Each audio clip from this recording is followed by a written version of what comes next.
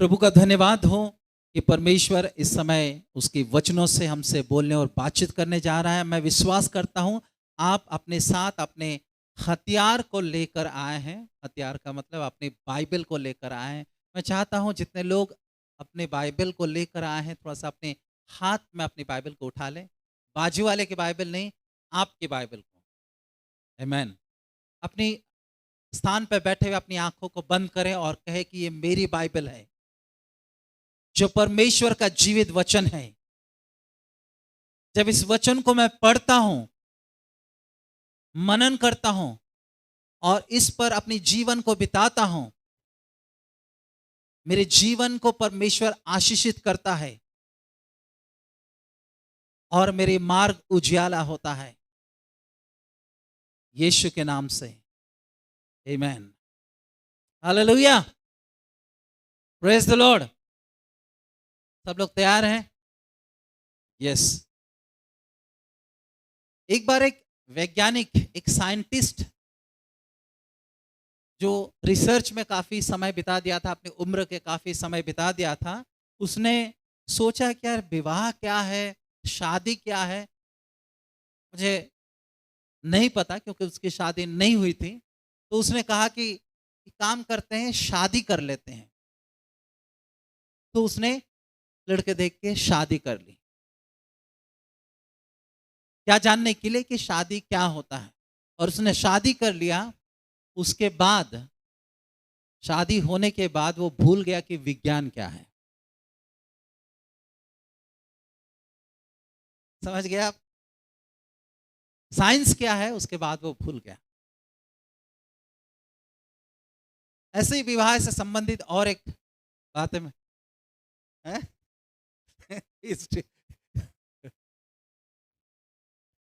और एक बार एक विवाह मंडप में विवाह हो रहा था और पंडित विवाह दे रहे थे और उसने वहां पर मौजूद जो भीड़ है, जो लोग रिलेटिव्स हैं, जो लोग आए थे उस विवाह को देखने के लिए, उस पंडित ने पूछा इन दोनों की शादी हो रहा है, अगर आपको आप में किसी का कुछ ऑब्जेक्शन है तो कृपया इसी समय बताएं। जैसे चर्च में बताया जाता है ना, अगर किसी को कुछ कहना है तो चर्च को लिखित रूप में सूचित करे, अन्यथा हमेशा के लिए खामोश रहे। तो उस पंडित ने कहा कि अगर किसी को कुछ कहना है, इस भीड़ में से आप लोग जितना यहाँ पर मौजूद है तो इस वक्त आए, वरना खामोश रहे। तो पूरी भीड़ खामोश थी। उतने में एक लेडी जो है अपनी छोटी सी बच्ची को लेकर भीड़ में से स्टेज की तरफ बढ़ते हुए आई। बच्ची रो रही थी और उस बच्ची को लेकर वो स्टेज की ओर बढ़ते हुए आए। उसको देखते ही, जैसे जैसे वो स्टेज के करीब आया, सबका ध्यान उसकी ओर गया। उसको देखते ही उस दूल्हा को एक झापड़ मारा। आप समझ गए ना क्यों? उसको लगा कि शायद इसकी पहली शादी हो चुकी है, झापड़ मारा। और उसी समय दुल्हन के पिताजी आए, दूल्हा की धुलाई किए। दोनों परिवार में मारपीट शुरू हो गया।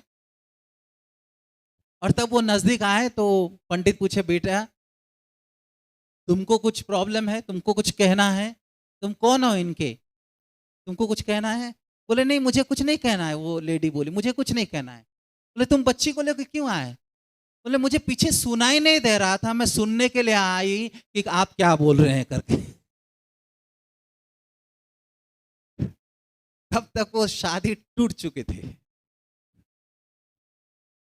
राइट। मैं क्यों इस विवाह की दोनों किस्सों को मजाक के रूप में भले ही क्यों बताया, क्योंकि आज जो मेरा टॉपिक है वो इसी पर आधारित है।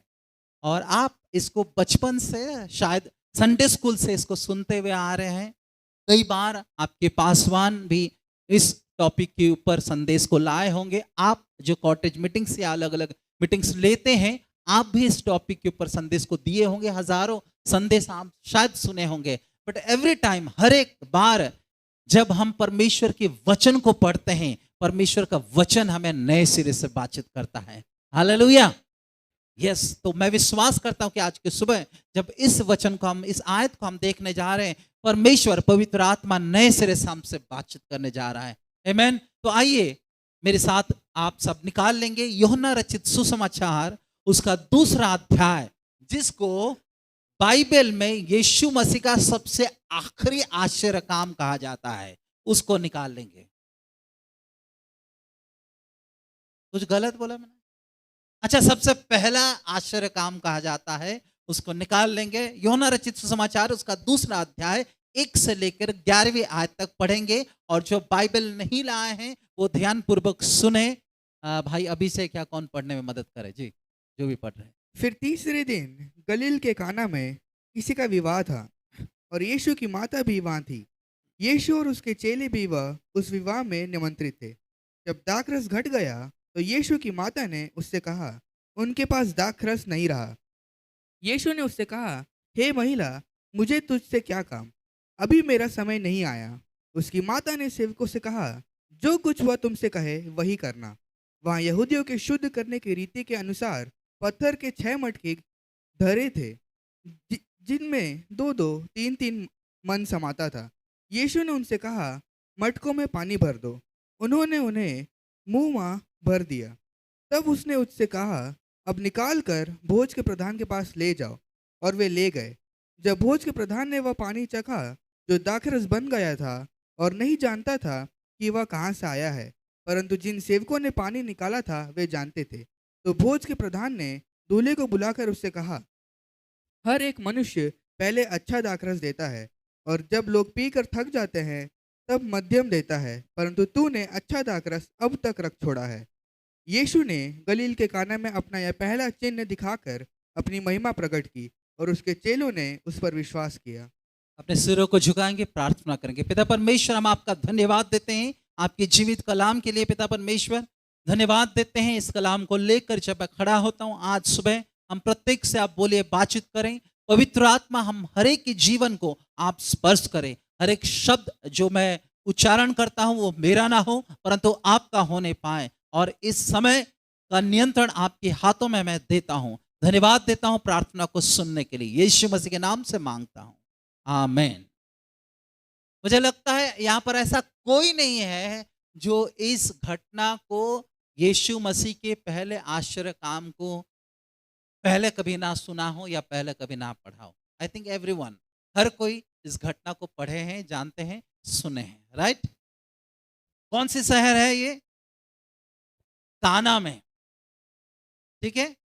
लिखा है फिर तीसरे दिन गलील की काना में किसी का ब्याह था। किसका ब्याह था नहीं लिखा है, किसकी शादी था नहीं लिखा है। आप में से बहुत सारे लोग होंगे ना, ऐसी जगह गए होंगे जहां पर आप इनवाइटेड ही नहीं है। मैं गया हूं बचपन में, जब हम स्कूल में पढ़ते थे 9वीं 10वीं में, हमारे मोहल्ले में या दूसरे मोहल्ले में जब शादियां होती थी तो खाना खाने के लिए हम चले जाते थे और खाना खा के आ जाते थे। समझ में नहीं आता था या किसका शादी है, दूल्हा कौन है, दुल्हन कौन है, समझ में नहीं आ रहा था, बट जाते थे, खाना खा के आ जाते थे। यहाँ पर इंपॉर्टेंट नहीं है शादी किसकी हो रही है, लेकिन एक शादी हो रही थी। और क्या लिखा है, यीशु की माता भी वही थी। और दूसरा आयत कहता है यीशु और उसके चेले भी उस ब्याह में नेवते गए थे, अर्थात दे वर इनवाइटेड। उनको क्या किया गया था? घुसे नहीं गए थे, ऐसे ही नहीं चले गए थे, यीशु मसीह वहां पर बुलाए गए थे। हालेलुया। सुनिएगा, यहां पर एक आश्चर्य काम हुआ। क्या आश्चर्य काम हुआ? पानी दाखरस में बदल गया। क्यों हुआ? क्योंकि वहां पर कौन थे? यीशु मसीह थे नहीं, परंतु बुलाए गए थे। जब आप अपने जीवन में यीशु मसीह को बुलाते हैं, जब आप अपने परिवार में यीशु मसीह को बुलाते हैं, जब आप अपने घर में यीशु मसीह को बुलाते हैं, तो याद रखेगा आपके जीवन में और आपके परिवार में आश्चर्य काम होते हैं। हालेलुया।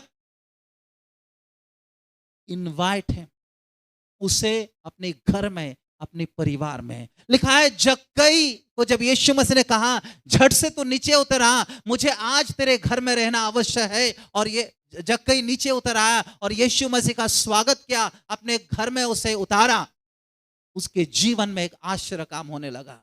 जो अब तक लोगों को धोखा देते आया, जो अब तक लोगों को लूटते आया, वो सबके बीच में खड़ा होकर कहता है कि मैंने गुनाह किया, जो कुछ मैंने लिया लोगों को धोखा देकर, मैं 4 गुना उनको वापस कर दूंगा, मैं आधी संपत्ति कंगालों को दे दूंगा। कैसे ये बदलाव आया? क्योंकि यीशु मसीह उसके घर में आया। हालेलुया। जब यीशु मसीह को आप स्वागत करते हैं, आपके जीवन में अद्भुत काम होते हैं, मिराकल होते हैं। और यहां क्या अद्भुत काम हुआ? 3रे आयत पढ़िएगा। जब दाखरस घट गया हाँ तो यीशु की माता ने उससे कहा, हाँ उनके पास दाखरस नहीं रहा। हाँ, यीशु मसीह की माता ने कहा उनके पास दाखरस नहीं हुआ। मुझे एक बात बताइए, अगर आपके जीवन में यीशु मसीह है तो आपके जीवन में कमी घटी होता है? यस और नो? हाँ या ना?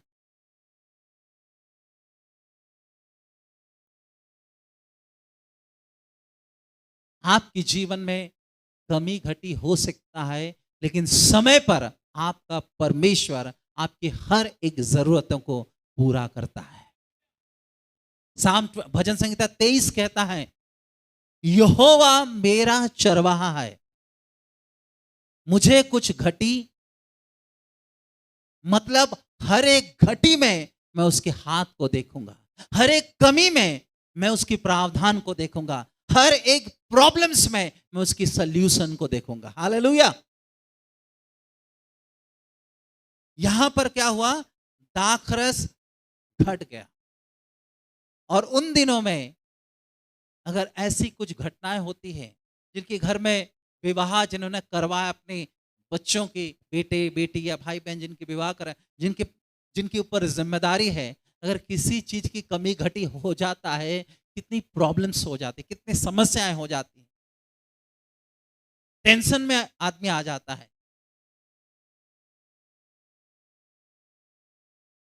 और हो सकता था कि वो घर जो आनंद मनाया जा रहा था, खुशी मनाई जा रही थी, दूल्हा का घर जहां पर लोग आनंदित हो रहे थे, शायद उसका एंड, उसका अंत कैसे होता? दुख के साथ।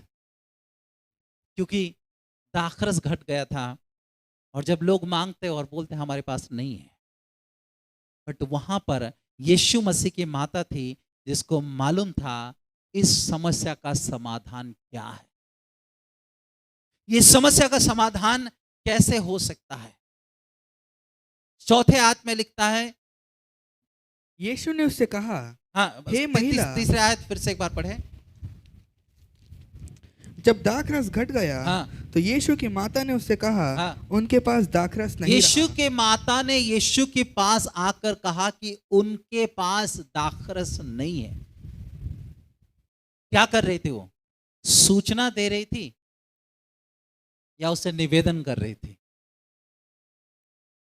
अजी, उसे सूचना दे रही थी कि देखो भोज वाले के पास दाखरस घट गया, ये सूचना था या फिर निवेदन था? क्योंकि उसकी माता मरियम को ये मालूम था कि यहां पर यीशु मसीह है और यहां पर यद्यपि दाखरस घट गया है, फिर भी यहां पर एक अद्भुत काम हो सकता है।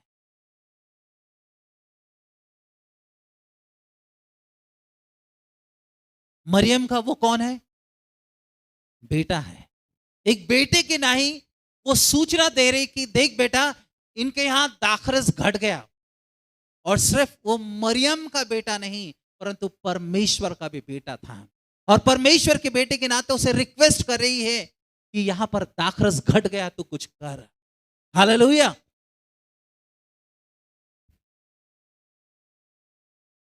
जब समस्याएं होता है आपके मोहल्ले में, आपके परिवार में, आप जहां काम करते हैं, आप जहां पढ़ाई करते हैं, तो आपको मालूम है इसकी समाधान क्या है। बहुत सारे लोग अपनी प्रॉब्लम्स को लेकर, समस्याओं को लेकर आपके पास आते हैं और कहते हैं कि बहन ऐसा ऐसा हो गया, भाई ऐसा ऐसा हो गया। यू नो द सोल्यूशन, आपको मालूम है इसकी इसकी इसकी सोल्यूशन क्या है, आपको मालूम है इसका समाधान क्या, आपको मालूम है क्या कर सकते हैं? आप कुछ नहीं कर सकते, इतना बता सकते हैं कि मैं यीशु मसीह के नाम से प्रार्थना करूंगा, मैं यीशु मसीह के नाम से प्रार्थना करूंगी। बाइबल में लिखा है दूसरे राजा में एक व्यक्ति था जिसको कोढ़ हो गया था, और वो अराम के राजा का सेनापति था, जिसने कई एक युद्ध को जीता था, बलवान था, सामर्थ्य था, लेकिन उसकी कमजोरी ये थी कि उसे कोढ़ हो गया था। पता नहीं कहां कहां उसने इलाज किया होगा। आपको नहीं लगता कि उसने इलाज किया होगा? जरूर से उसे हर एक वैद्य के पास, डॉक्टर के पास गया होगा, इलाज करवा होगा, लेकिन उस कोढ़ से वो शुद्ध नहीं हो रहा था। उसकी घर में उसकी पत्नी के पास एक नौकरानी थी, छोटी सी लड़की, जो बंदी बनाकर लाई गई थी। जब उसने इस बात को सुना कि उसकी स्वामी अर्थात उसके मालिक को कोढ़ है, तो उसने अपने मालकिन से कहा, छोटी सी बच्ची जो इज़राइल से आई थी, उसने कहा कि अगर मेरा स्वामी सिमरन के भविष्यद्वक्ता के पास होता तो अवश्य इस कोढ़ से वो चंगा हो जाता। वो कौन थी वो छोटी सी बच्ची? उनके घर पे नौकरानी थी, लेकिन उसे मालूम था जिस परमेश्वर पर वो विश्वास करती है, जिस परमेश्वर के बारे में वो जानती है, जिस परमेश्वर की वो आराधना करती है, वो कितना सामर्थ्य परमेश्वर है। हालेलुया। आप जानते हैं समाज में जो प्रॉब्लम्स है उसकी समाधान क्या है? आपके पास जो आ रहे हैं उनका समाधान क्या है? आप उन्हें दे नहीं सकते, फाइनेंशियली मदद नहीं कर सकते, और कुछ नहीं कर सकते, लेकिन इतना तो कर सकते कि आप उनके लिए प्रार्थना करें। इतना तो कर सकते हैं कि चलो भैया चर्च में चलो, आपके लिए प्रार्थना होगा और ठीक हो जाएंगे आप। कई एक लोग यहाँ पर ऐसा बैठे होंगे जो शायद सुसमाचार नहीं सुना पाए, यीशु मसीह के बारे में ठीक से नहीं बता पाए, लेकिन उन्होंने कहा कि भैया चलो चर्च में चलो, रामनगर में एक चर्च है वहां पर चलो, वहां पर प्रार्थना करेंगे आपके लिए और आप ठीक हो जाओगे, या आपकी समस्या का समाधान हो जाएगा। और आपकी इस कोशिश के, इस कदम के चलते आपका वो भाई या बहन आज यहाँ पर बैठे हुए हैं। लेकिन कई बार हम चुप रह जाता, मेरा क्या जाता है, मैं क्यों करूं, रहने दो। हम सारी बातें कर लेते हैं, लेकिन हमारे पास जो समाधान जो हम जानते हैं उसको नहीं बताते हैं। यीशु मसीह की माता मरियम चाहती तो चुपचाप बैठती, मेरा क्या जाता है, मेरा थोड़ी ना शादी है, मेरे घर का थोड़ी ना शादी है, मैं तो इनवाइटेड हूं यहां पर, खाऊंगी और चली जाऊंगी। लेकिन उसने यीशु मसीह से कहने लगी, देख दाखरस क्या हो गया है, घट गया।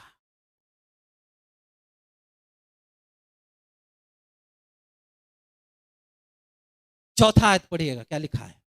यीशु ने उससे कहा, हाँ हे महिला, हाँ। मुझे तुझसे क्या काम? यीशु मसीह ने उससे कहा कि हे महिला, मुझे तुझसे क्या काम, और उसकी आखिरी वाला ध्यान से सुनिएगा। हाँ, अभी मेरा समय नहीं अभी आया। मेरा समय नहीं आया, अभी मेरा समय नहीं आया। बाइबल हमें ये सिखाती है कि हमारा परमेश्वर समय का परमेश्वर है। हालेलुया। इक्लेसियास्टिक्स में लिखा है, सभापतिशक में लिखा है, वो हर एक चीजों को अपनी समय पर क्या कर देता है, खूबसूरत बना देता है। He made all things beautiful in his time।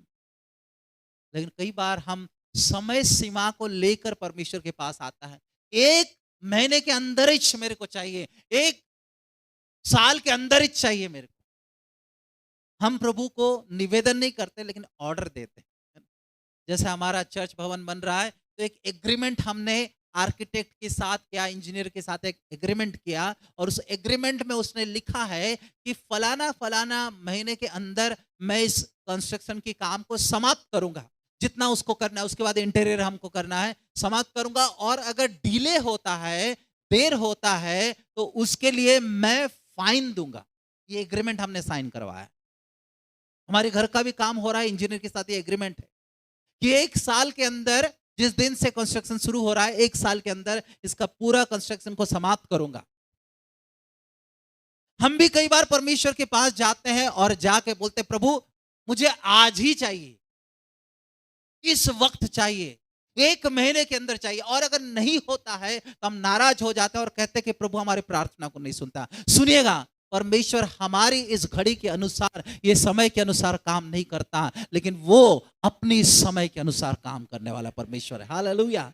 और जब वो अपने समय के अनुसार काम को करता है, वो हर एक काम को खूबसूरत बना देता है। हालेलुया। आप समय ना ठहराए प्रभु, मैं अभी चाहता हूं। प्रभु को मालूम है कब देना है। किसी प्रभु के दास ने कहा, वो ट्रेन छूटने से पहले या ट्रेन छूटने की बाद नहीं, परंतु नियत समय में, सही समय में, जब उसका समय होता है, तब वो हमारे जीवन में अद्भुत काम को करता है। हालेलुया।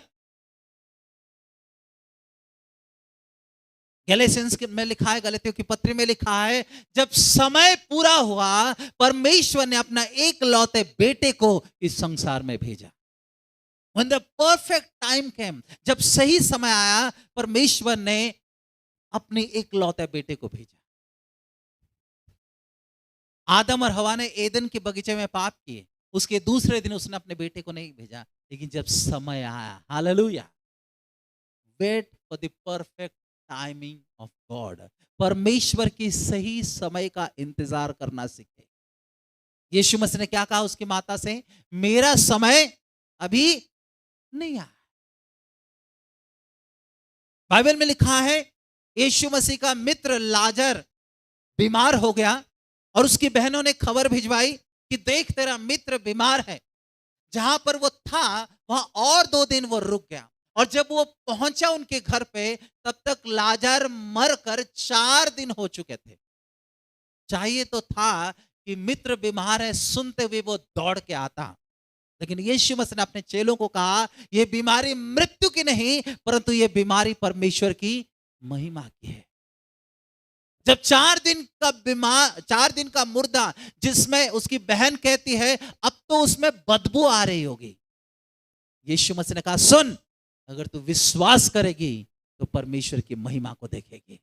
भले ये 4 दिन का मुर्दा हो, भले ये उसमें से बदबू आता हो, लेकिन मैं जो तेरे सामने खड़ा हूं, मैं वो परमेश्वर हूं जो मुर्दों को भी जिंदा करता है। हालेलुया। मैं वो परमेश्वर हूं जो तेरी हर एक डेड सिचुएशंस को, तेरी मरी हुई परिस्थिति को मैं जिंदा कर सकता हूं।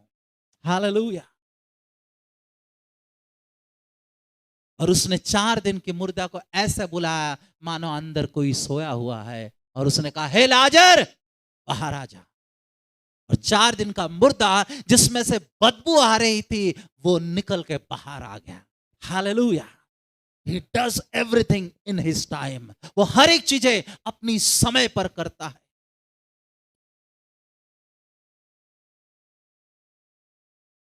उसने कहा कि मेरा समय अभी नहीं आया है। तो सुनिएगा, माता मरियम इस बात को समझ गई, वो क्या कहती है, आगे पढ़िए। उसकी माता ने सेवकों से कहा, जो कुछ वह तुमसे कहे हाँ। वही करना। जो कुछ वो तुमसे कहे वही करना। किससे कहा?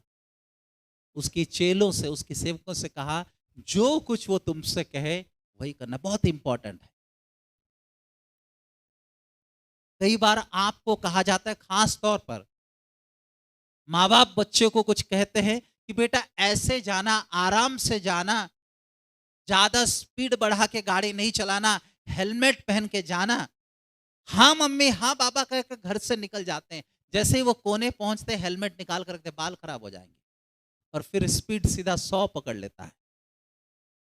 मैं वहां पर देखता हूँ इतने स्पीड में गाड़ी चला के, मैं सोचता हूँ क्या मिलता है। कल मैं दूध लेने के लिए हमारी पड़ोसी में एक दुकान है, वहां पर गया, और उनका बेटा हमारे घर के सामने एक्टिवा लेके, छोटा सा लड़का है, एक्टिवा लेके जाता है। मैंने उनको बोला कि भाभी इसको समझाओ कितने स्पीड गाड़ी चलाता है। मैं बोला, क्यों रे, इतना स्पीड क्यों गाड़ी चलाता है, धीरे नहीं चला सकता? मेरे को क्या बोलता है, अंकल मजा आता है। ये मजा किसी दिन सजा में तब्दील हो जाएगा। आपको लगता है अच्छा, हमको लगता है, क्या करना है उनको बोलने दो, माँ बाप को। हमको क्या करना है, हम तो जो करना है वही करेंगे। यीशु मसीह ने अपने चेलों को भेजा।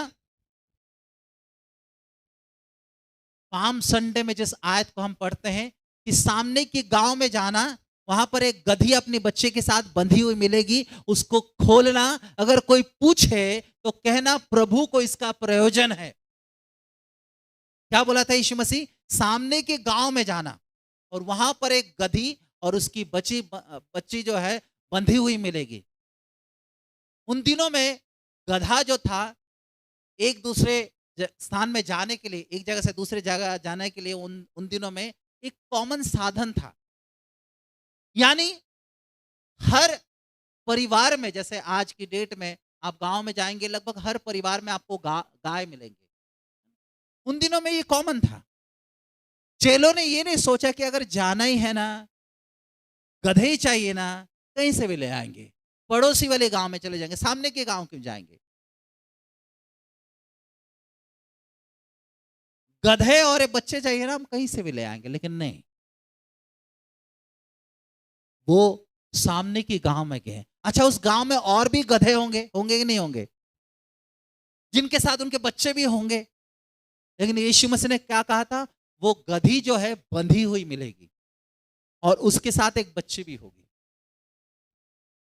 ये ढूंढते ढूंढते उसी स्थान में गए जहां पर गधी उनको बंधी हुई मिलेगी। ये दिखाती है ओबीडियंस, आज्ञाकारिता, कि जैसा आपको कहा जाता है आप वैसे ही करो। कई बार प्रभु के दास यहां से पुलपिट को हिला हिला के जोर दे के बोलते हैं, आप सुनते हैं, लेकिन उसके बाद यहां से निकलने के बाद आप सोचते हैं हम तो अपने ही करेंगे जी। ये सिर्फ यहां के नहीं, हर एक कलीसिया की प्रॉब्लम है। हम तो अपने ही करेंगे, हमको कितने भी बोल दो। यीशु मसीह की माता ने क्या कहा? जो कुछ वो तुमसे कहता है वही करना। पढ़े गए क्या? यहोशू उसका पहला अध्याय 7 और 8। इतना हो कि तू हियाव बांध कर और बहुत दृढ़ होकर, यहोशू कहता है इस्राएलियों को, सुनिए।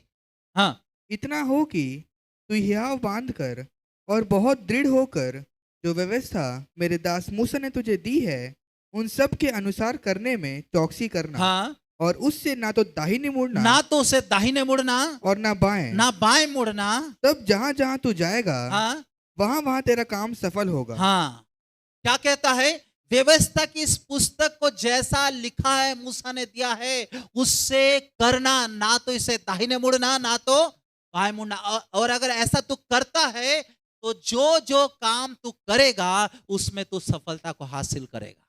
हालेलुया। और आगे लिखा है तू प्रभावशाली होगा। कब?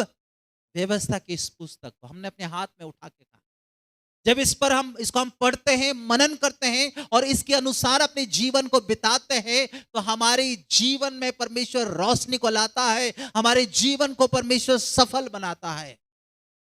बाइबल में लिखा है obedience is better than sacrifice. आप कितने प्रभु के लिए करते वो मायने नहीं रखता है, परंतु प्रभु की आज्ञाकारिता में अगर चलते हैं वो आपके जीवन को आशीषित करता है। हालेलुया।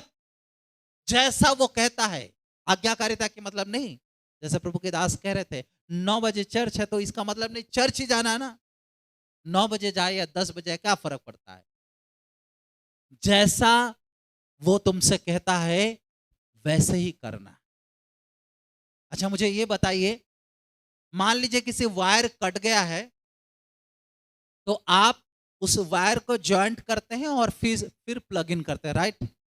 अगर आपको लगता है कि नहीं भैया पहले प्लग इन कर देते फिर वायर को जॉइंट करते हैं,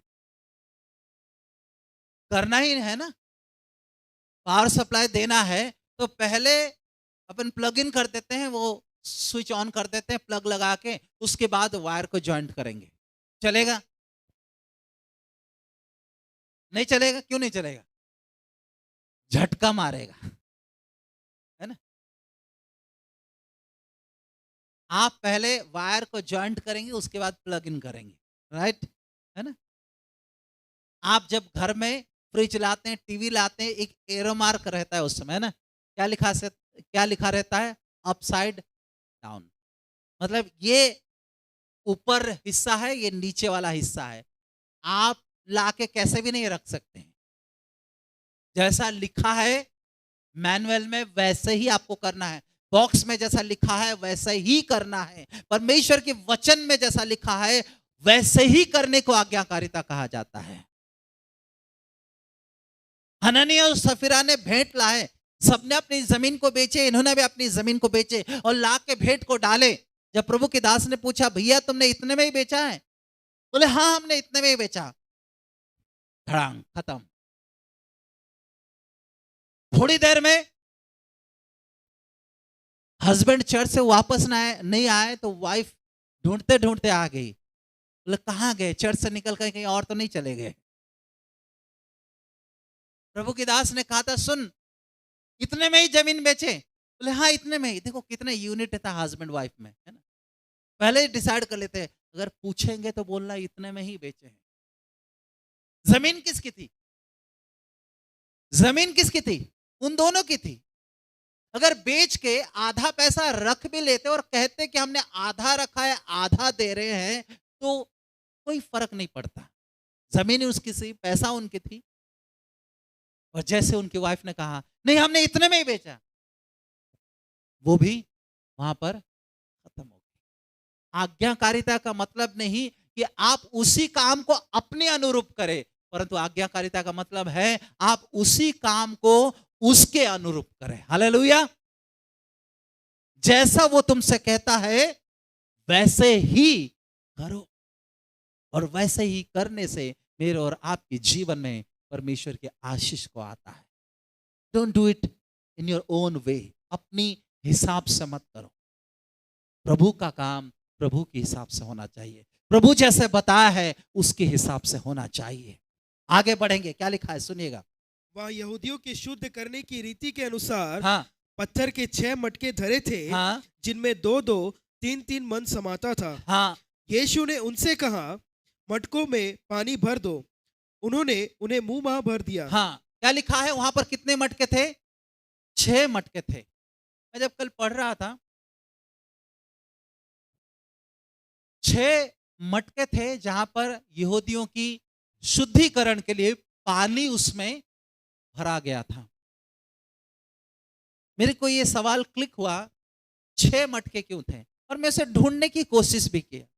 हालांकि कोई ऐसे ही खास बात के लिए 6 मटके वहां पर नहीं रखे हुए थे।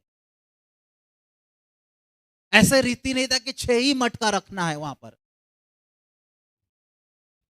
परंतु वहां पर 6 मटके रखे हुए थे।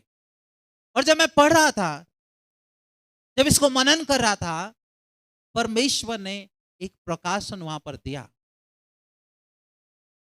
नंबर 6 जो होता है बाइबल के अनुसार वो किसका नंबर होता है? आपको मालूम है? मनुष्य का नंबर होता है ना? यहूदियों की रीति थी कि लोगों को सफाई के लिए या शुद्धिकरण के लिए वहां पर मटका रखा, और 6 मटका रखा हुआ था। 6 नंबर जो होता है वो लोगों का या मनुष्य का नंबर होता है। और 7वें नंबर किसका होता है? 7 नंबर नंबर ऑफ परफेक्शन बोलते हैं। यानी किसका नंबर है? परमेश्वर का, परफेक्शन। 6 मटका वहां पर रखा था जिसमें पानी भरे हुए थे। लेकिन मैं ये कहूंगा कि वहां पर 7वां मटका भी था, जिसमें सिर्फ पानी नहीं था परंतु जीवन का जल था। हालेलुया। उस सामरी स्त्री ने यीशु मसीह ने उस सामरी स्त्री से कहा ना, अगर तू जानती कि तू किससे बात करे कि तू मुझसे पानी मांगती और मैं तुझे वो जल देता जिसमें से तेरे अंदर से वो सोता निकलता। हालेलुया। और वो 7वां मटका मैं ऐसा कहता हूं परमेश्वर की आत्मा में होकर वो यीशु मसीह था, वो जीवन का जल। हालेलुया। यीशु मसीह ने कहा कि इनको क्या कर दो? 7वें आयत। यीशु ने उनसे कहा, हाँ, मटकों में पानी भर दो। मटकों में पानी भर दो। उन्होंने उन्हें मुंह भर दिया। हाँ, तब उसने उनसे कहा, अब निकाल कर भोज के प्रधान के पास ले जाओ। हाँ। और वे ले गए। यीशु मसीह ने कहा कि मटकों में पानी भर दो। जरूरत पानी की थी, किसकी थी?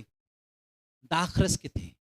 चेले आके यीशु मसीह को बोलते हैं कि यीशु मसीह शायद आपने ठीक से सुना नहीं, शायद आपने ठीक से सुना नहीं, यहां पर पानी बहुत है परंतु दाखरस नहीं है।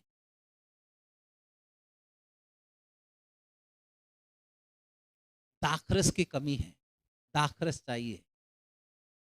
कई बार ये वाली चैप्टर को पढ़ने से बहुत सारे लोग खुश हो जाते हैं।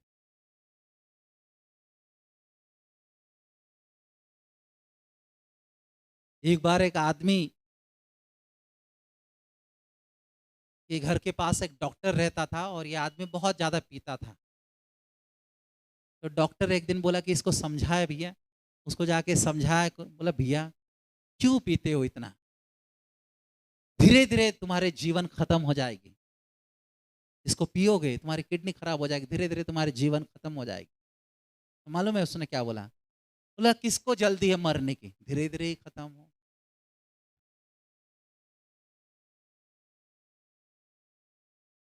और एक आदमी बीमार हुआ, डॉक्टर के पास गया, डॉक्टर ने चेक किया और बोला पीते हो? बोला, जी डॉक्टर साहब, छोटा छोटा पैक बनाना। तो ये चैप्टर सुन के बहुत सारे लोग खुश हो जाते हैं ना। यीशु मसीह के चेले आके उसको बता सकते हैं यीशु मसीह यहां पर पानी की कमी नहीं है, कमी किसकी है? दाखरस की। परंतु उनको याद था यीशु मसीह की माता ने क्या कहा था, जैसा तुमसे वो कहता है वैसा ही करो, बिना सवाल किए। कई बार हम परमेश्वर से सवाल करते हैं, प्रभु ऐसा क्यों हो गया, ऐसा नहीं वैसा होना चाहिए था। आप कौन होते सवाल करने वाले? मरियम के पास जब स्वर्गदूत आया और यीशु मसीह के जन्म के वृत्तांत को उसने बताया, मरियम ने एक ही चीज कहा, मैं तेरी दासी हूं, जैसा तू चाहता है मेरे लिए वैसा ही हो।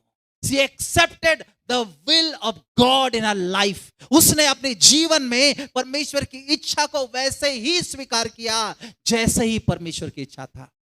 उसने तरीका को नहीं बदला, ना ही कोई सवाल पूछा, ऐसे क्यों हो गया, वैसे क्यों हो गया। इन चेलों को मालूम था कि उसकी माता ने क्या कहा, जैसा वो तुमसे कहता है वैसा ही करो। Don't ask question to God. परमेश्वर को सवाल मत पूछे। आपकी विकट परिस्थिति में, आपकी विपरीत परिस्थिति में, आपके संकट में, आपकी तमाम उन बीमारियों में परमेश्वर को मालूम है परमेश्वर क्या कर रहा है। हालेलुया।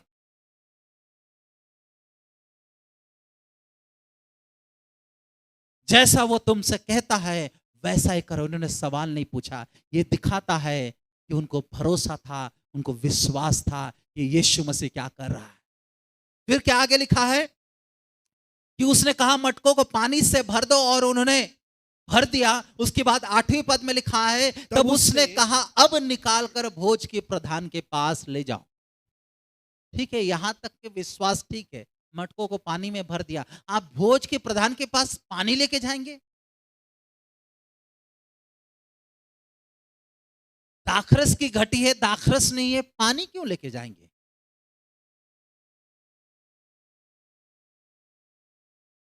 कई बार हमारे विश्वास एक स्तर पर आकर रुक जाती है ना।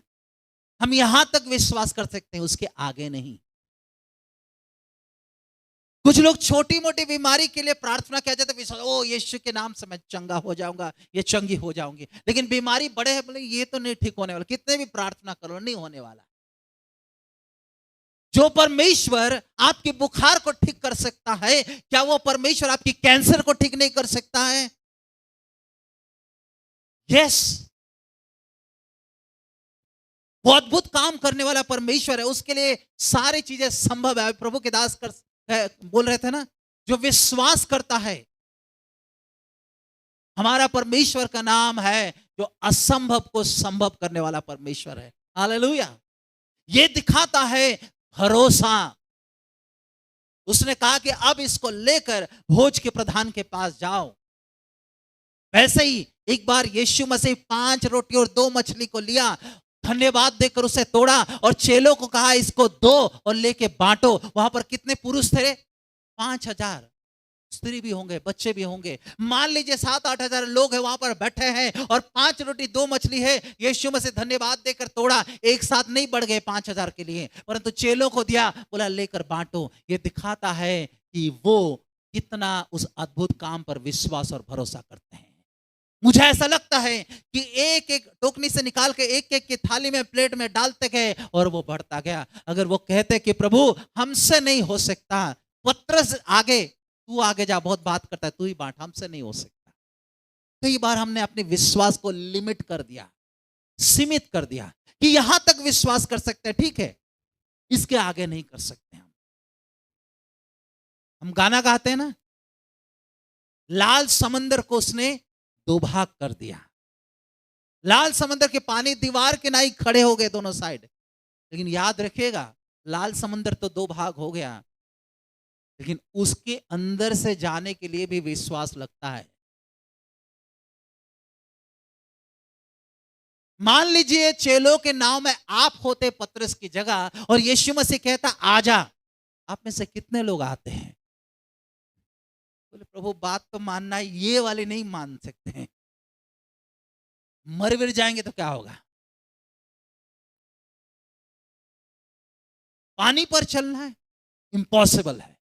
लेकिन किसने बोला है वो देखना जरूरी है। हालेलुया। ये देखना जरूरी है कि आपकी जीवन में प्रॉमिस किसने किया है। बाइबल कहता है वो मनुष्य नहीं कि वो झूठ बोले, जो वायदा उसने अपने वचन के अनुसार किया है, जब उसकी अकॉर्डिंगली, उसके अनुसार आप इसको मानते हैं, तब ये दिखाता है कि आप इस वचन के लिखने वाले पर भरोसा करते हैं। हालेलुया। पतरस ने देखा कि सामने यीशु मसीह है और कहता है कि मुझे भी आने की आज्ञा दे। यीशु मसीह ने कहा आजा। उसने पानी पर कदम रखा और पहली बार इस विश्व में कोई पानी पर इंसान चल रहा था। मैं यीशु मसीह की बात नहीं कर रहा हूं, इंसान की बात कर रहा हूं, पतरस। हालांकि थोड़ी देर में उसने आजू बाजू को देखा कि आंधी तूफान चल रहा है और डूबने लग गया, लेकिन जब तक उसकी निगाहें यीशु मसीह पर टिका था, तब तक वो पानी पर चल रहा था। हालेलुया। चेलों का ये दिखाता है कि दे ट्रस्टेड हिम, उन्होंने उस पर भरोसा किया। अब क्या लेके जा रहे हैं वो भोज के प्रधान के पास? क्या लेके जा रहे हैं? पानी को लेकर जा रहे हैं। उनको मालूम है कि हमारा प्रभु क्या कर रहा है। कई बार आप कि जीवन में कुछ काम ऐसे होता है, आपको अजीब लगता है, क्या है, ऐसे क्यों हो रहा है? क्योंकि आपकी परमेश्वर ने कहा है, तो आपको भरोसा करना पड़ेगा।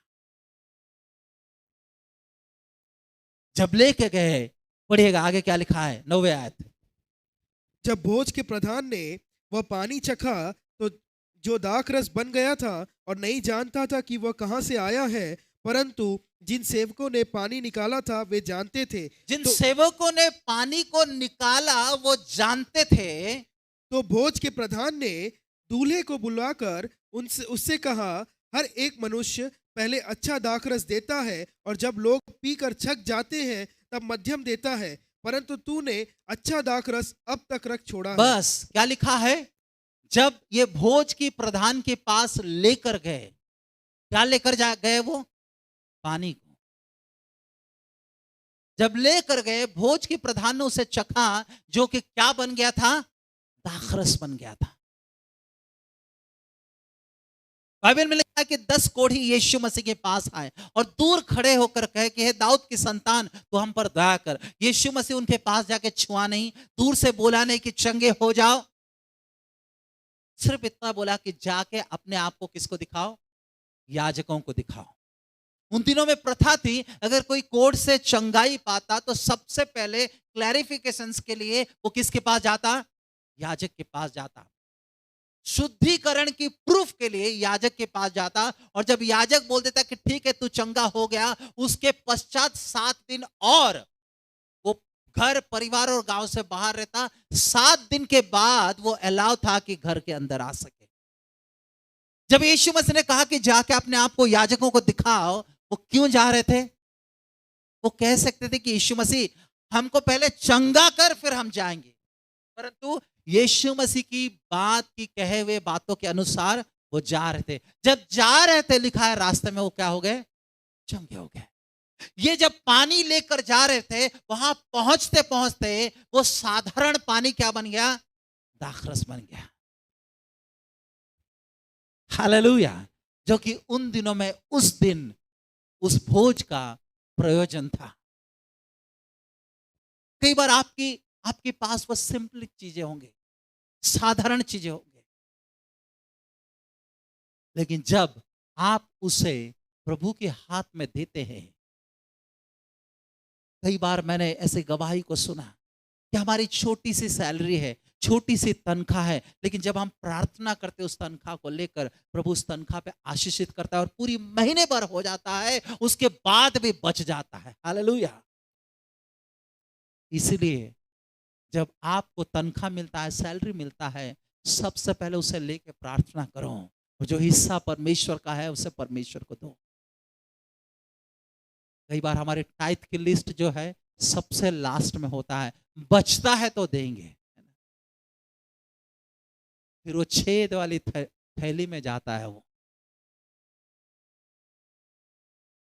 साधारण पानी को लेके जा रहे थे, कोई डिस्टिल वाटर तो था नहीं, प्यूरिफाई वाटर तो था नहीं, वो साधारण पानी था। आपके जीवन में जो साधारण चीजें हैं, छोटी छोटी चीजें हैं, उससे परमेश्वर बड़ा अद्भुत काम करवा सकता है। हालेलुया। उस बच्चे के पास कितने रोटी कितने मछली थे? 5 रोटी और 2 मछली, जिसे 5000 से भी अधिक लोग खा गए और बच गया। मूसा को जब परमेश्वर दर्शन देता है एक्सोडस में, कहता है तेरे हाथ में क्या है? मूसा कहता है एक सिंपल लाठी तो है प्रभु। और उसी लाठी से वो फारो के सामने जाकर खड़ा हो गया, अद्भुत काम परमेश्वर के द्वारा करने लगा। उसी लाठी को जब उठाया, लाल समुद्र को परमेश्वर ने 2 भाग कर दिया। हालेलुया। आपके पास सिंपल चीजें हो सकता है, लेकिन जब प्रभु की आज्ञा को आप मानेंगे, प्रभु के ऊपर भरोसा करेंगे, प्रभु के हाथ में सौंपेंगे, तो परमेश्वर आपकी उन सिंपल चीजों को आशीषित करेगा। हालेलुया। आपके बच्चे होंगे, आपको लगा होगा ये नालायक है, कुछ नहीं कर सकता, ये जीवन में कभी प्रगति नहीं कर सकता, बढ़ नहीं सकता, उन्नति नहीं कर सकता, ये ऐसे ही रहेगा। परमेश्वर के हाथ में सौंप दीजिए। हालेलुया। प्रभु के दास बोल रहे थे ना, संडे स्कूल में उनको भेजो। अगर बीच रास्ते में कभी भटक जाए तो ये चांसेस है कि लौट के आएगा, नहीं तो आपके लिए वो सिर दर्द बन जाएगा। आपको लगता है मेरे बच्चा बदल नहीं रहा है, सुधर नहीं रहा है, मेरी पति नहीं बदल रहा है, मेरी पत्नी नहीं बदल रही है, प्रभु के हाथ में सौंप दो।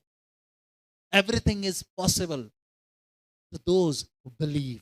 उनके लिए सारी चीजें संभव है जो खुदा पर विश्वास करते हैं। दाऊद जब गोलियत को मारने के लिए गया, उसके पास कोई भाला नहीं था, कोई तलवार नहीं था, परंतु क्या था? सिंपल एक गोफन था। हालेलुया।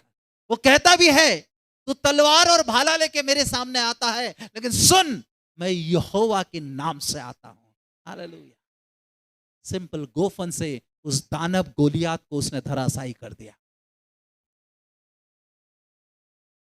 ये चेले यीशु मसीह पर विश्वास करते हुए उस सिंपल पानी को लेकर गए, और जब पानी को उसने चखा, भोज के प्रधान, वो कहता है अब तक ये कहां था? क्या कहता है? फिर से एक बार उसको पढ़िएगा। हर एक मनुष्य हाँ, पहले अच्छा दाखरस देता है, हाँ, और जब लोग पीकर छक जाते हैं जब छक जाते हैं, तब मध्यम देता है। हाँ, परंतु तूने अच्छा दाखरस अब तक रख छोड़ा है। तूने अच्छा दाखरस अब तक कहां रख छोड़ा था? सुनिएगा, कई बार जब हम अपने में से चीजों को करते हैं, अच्छा करने की कोशिश करते हैं, लेकिन वो अच्छा नहीं बनता। खास तौर पर बहनें अपने घर को सजाने संवारने और अपने घर को एक करने की कोशिश में लगे हैं, और ये भी कहते हुए मैंने सुना, मैंने लाख कोशिश करने के बाद भी मेरा घर टूट रहा है, मेरा घर बर्बाद हो रहा है। मैं बिल्डिंग की बात नहीं कर रहा हूं, मकान की बात नहीं कर रहा हूं, घर परिवार की बात कर रहा हूं। लेकिन आज की सुबह मैं कहना चाहता हूं, आपने कोशिश की, आप हार गए, अब समय आ गया कि प्रभु के हाथ में सौंपते हैं। हालेलुया। नहीं हो रहा है चीजें, रास्ता नहीं बन रहा है, जिन चीजों को कोशिश कर रहे हैं, कई बच्चे एग्जाम पे एग्जाम दे जा रहे, कॉम्पिटिटिव एग्जाम दे रहे हैं, उनके लिए नौकरी, प्रभु के हाथ में सौंप दो अपनी लाइफ। अपने जीवन को प्रभु के हाथ में सौंप दो और कहो, खुदा मैं परेशान हो गया, नहीं हो सकता, तेरे हाथ में मैं अपने जीवन को सौंप देता हूं। देखिए कैसा वो रास्ता को निकालता है। हालेलुया। भोज की प्रधान ने क्या कहा मालूम? पहले लोग अच्छे को देते हैं, बाद में खराब को रखते हैं, लेकिन ये अच्छा तूने कहां छुपा कर रखा था? इसका मतलब जब आप प्रभु के हाथ में चीजों को सौंपते हैं, आपका आने वाला कल बीते हुए कल से बेहतर होता है। Hallelujah, hallelujah. पढ़िएगा एक आयत, पहला कोरिन्थियों उसका 2 अध्याय और 9 आयत। परंतु जैसा लिखा है, परंतु जैसा लिखा है, जो बातें आंखों ने नहीं जिन देखी बातों को आंखों ने नहीं देखा है और कानों ने नहीं जिन सुनी बातों को कानों ने नहीं सुना है, और जो बातें मनुष्य के चित्त में नहीं मनुष्य के चढ़ी, चित्त में भी नहीं चढ़ा है, वे ही हैं वे ही है जो परमेश्वर ने अपने प्रेम रखने वालों के लिए तैयार की प्रेम है। रखने वालों के लिए क्या किया है? तैयार किया है। हालेलुया। अगर आप परमेश्वर के हाथ में सौंपते हैं, आप देखेंगे अब तक जो बातों को अपनी आंखों से नहीं देखा, जिनको अपने कानों से नहीं सुना, जो आपकी चित्त में नहीं चढ़ा, वो आपके लिए परमेश्वर करेगा। हालेलुया। बोलिए, मेरा आने वाला कल आज से बेहतर होगा, क्योंकि मैं उस जीवित खुदा पे विश्वास करता हूं जो मेरे जीवन में अद्भुत काम को करता है। Hallelujah. Yes, greater glory is going to come. इससे ज्यादा महिमा और आने वाला है। हालेलुया। इससे ज्यादा आशीष और आने वाला है। इससे बढ़कर आपके जीवन में, मेरे जीवन में काम होने वाला है। मेरा आने वाला कल आज से बेहतर होगा। हालेलुया। पिछले दिनों कहीं कॉटेज मीटिंग में प्रार्थना कर रहा था, प्रीच कर रहा था, और मैंने कहा कि जब हम हर सुबह उठते हैं, कई बार ऐसा लगता है कि अरे यार फिर से दिन हो गया, फिर से वही काम करना है, फिर से नौकरी पे जाना है, फिर से बच्चों को स्कूल छोड़ना, फिर से ये करना है, वो करना है, मतलब पूरी दिन भर के प्लानिंग फिर से जहन में आ जाता है। जब सुबह आप बिस्तर छोड़ने से पहले अपनी आंख को खोलते हैं, खुदा को धन्यवाद दें और कहे, प्रभु आज का दिन मेरा बेहतर होने वाला है। ऐसे ही नहीं जाएगा मेरा दिन। जो काम कल नहीं हुआ, आज जो होने वाला है। हालेलुया।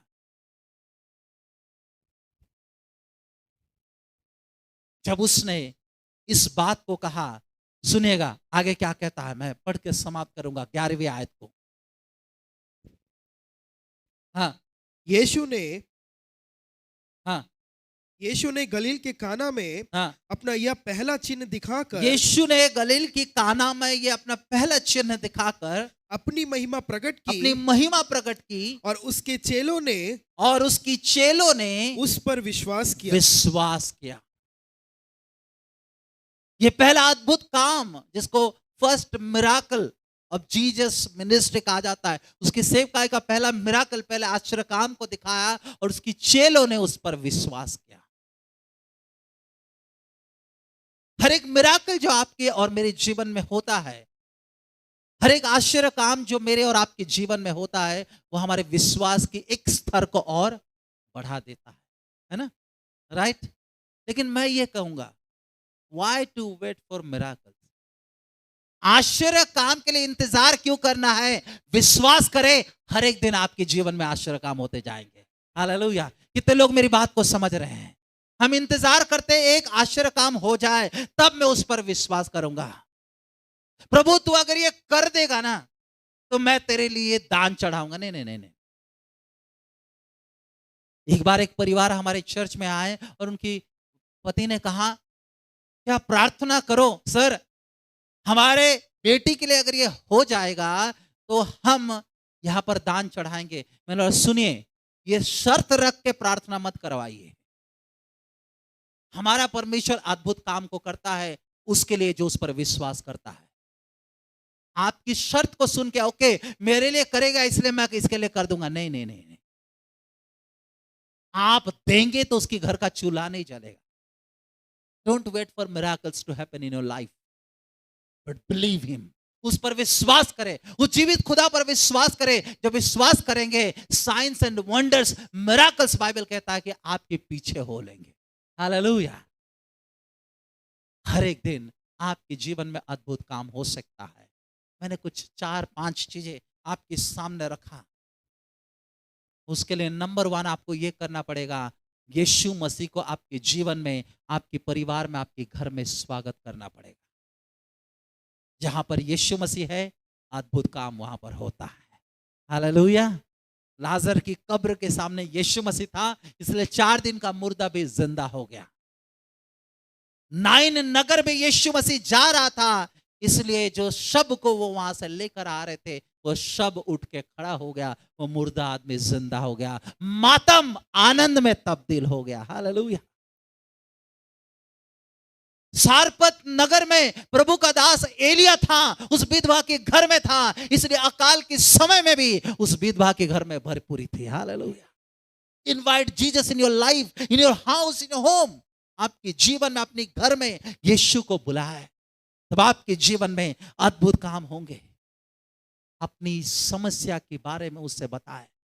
कई बार आप अपनी चीजों को अपने दिल में दबा कर रखते हैं, लेकिन मैं कहना चाहता हूं आज की सुबह आपके पास एक ऐसा मित्र है जिसे दिल खोलकर आप बात कर सकते हैं। हो सकता है आप अपने दोस्त को नहीं बता सकते, हो सकता है अपनी पति, अपनी पत्नी को, बच्चों को नहीं बता सकते, घुटन के जिंदगी को जी रहे हैं, उन समस्याओं को होकर भी आप छुपा के किसी को नहीं बता पा रहे। लेकिन आज आपके सामने एक परमेश्वर है जो कहता है, तुम मेरे दास नहीं परंतु मित्र हो। हालेलुया। उसे इन्फॉर्म करें, उसे सूचना दे, उसे बताएं, और उसकी कही हुई बातों को आप माने। जैसा वो कहता है वैसा ही करें। हालेलुया। और जब आप जैसा वो कहता है वैसा करेंगे, आप उसके साथ में, उसके हाथ में एक इंस्ट्रूमेंट के समान बन जाएंगे। चेले सिर्फ वही कर रहे थे जो यीशु मसीह ने उनको कहने के लिए बोल रहा था। चेलों ने ये नहीं देखा कि हम पानी लेके क्यों जाएं, चेलों ने ये नहीं देखा ये जरूरत नहीं है, परंतु जैसा उसने कहा एज एन इंस्ट्रूमेंट, वैसे ही वो करते रहे। मैं और आप प्रभु के हाथ में एक इंस्ट्रूमेंट है। क्या है? हम इंस्ट्रूमेंट को हिंदी में क्या बोलेंगे? हैं? हैं? औजार, या एक हथियार, या कैसी चीजें जो इस्तेमाल किया जाता है। ये एक इंस्ट्रूमेंट है। ये अपने आप से नहीं बजेगा, जब तक कि इसको बजाएंगे नहीं तब तक नहीं बजेगा। ये एक इंस्ट्रूमेंट है, ये अपने आप से नहीं बजेगा, कोई बजाएगा तो ही बजेगा, और जैसे बजाएगा वैसे ही बजाएगा।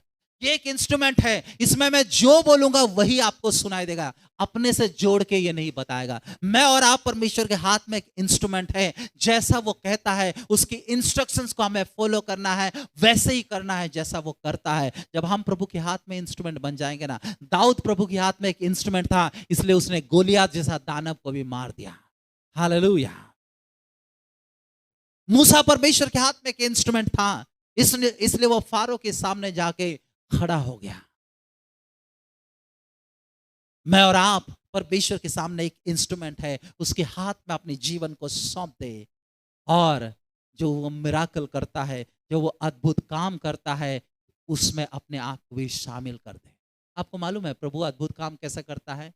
वो स्वर्ग से कूद के आके नीचे अद्भुत काम नहीं करता है, वो मुझे और आपको चाहता है कि उस अद्भुत काम में हम इन्वॉल्व हो जाए। जैसे उसने चेलों को कहा कि इनको तुम लेके बांटो, यीशु मसीह चाहता तो खुद बांट सकता था कि नहीं? लेकिन उसने चेलों को इन्वॉल्व किया। उसने उस सारपत की विधवा के घर में उस आशीष को लाने के लिए प्रभु ने प्रभु की दास एलिया को इस्तेमाल किया। वो मुझे और आपको चाहता है कि हम कदम बढ़ाए और इस मिराकल में, उस अद्भुत काम में हम भी इन्वॉल्व हो जाए। जब आप इन्वॉल्व होते हैं तब आपका फेथ, आपका विश्वास बढ़ता है। हालेलुया। गेट इन्वॉल्व इन इस miracle.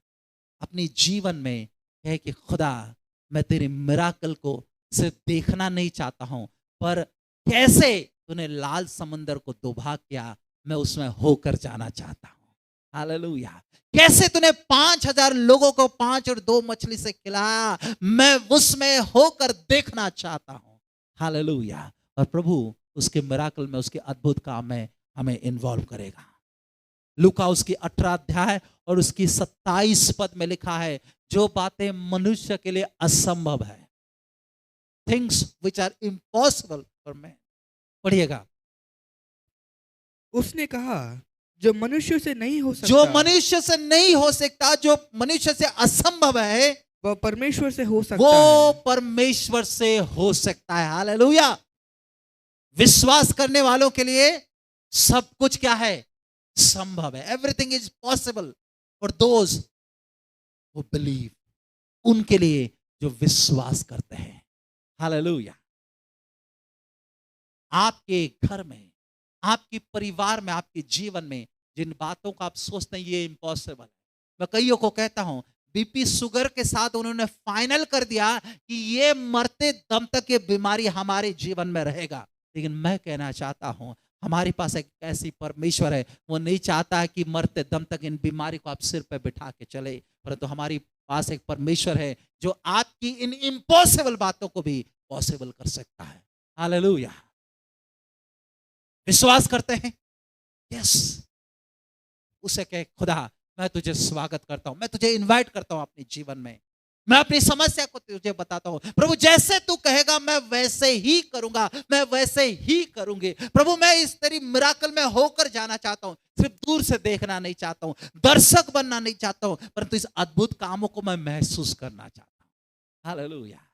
And every day will be a day of miracle for you. हर दिन आपके लिए एक मिराकल का दिन होगा। आइए हम आपकी आंखों को बंद करें और खुदा को इनवाइट करें, यीशु मसीह को इनवाइट करें, यीशु मसीह को स्वागत करें अपने जीवन में। हो सकता है कि आपने अपनी जीवन की संघर्ष की घड़ी में करते करते, संघर्ष करते, खुद से, खुद की मेहनत, खुद की बुद्धि, खुद की समझ, खुद की लागत लगाते लगाते थक गए। But now the time has come, अब ये समय आया कि खुदा के हाथ में आप सौंप दें। हो सके, लॉर्ड आई इनवाइट यू,